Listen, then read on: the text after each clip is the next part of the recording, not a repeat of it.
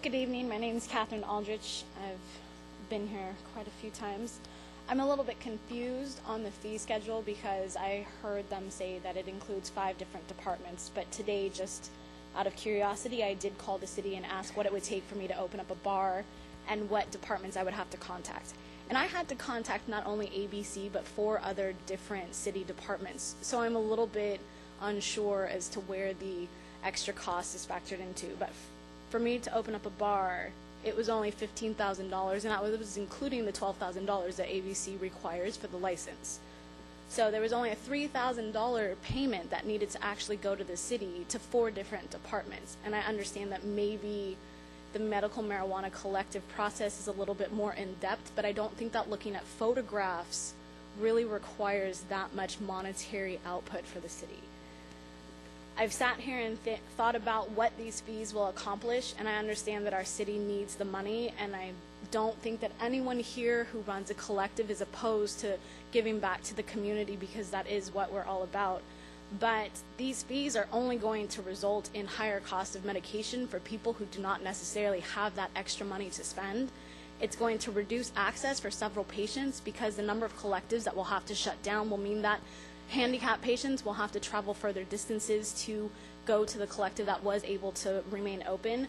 This is going to increase street sales once again, and I live at the Camden Harbor View where that woman was just brutally murdered in my parking garage, and I think that the police department's time is better spent helping real crime than chasing down illegal street sales that are unnecessary if the city just allows the collectives to remain open.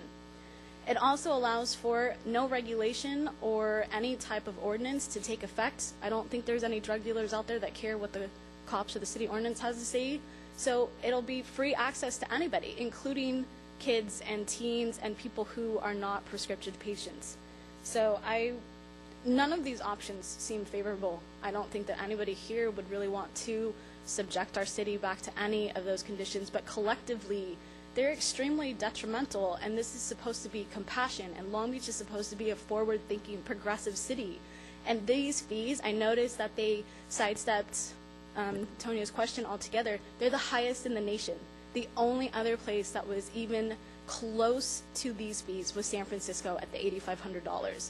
But for LA to be able to accomplish the same task with more strict ordinance than the Long Beach for $1,200, that's 1/10 of what you're asking from us.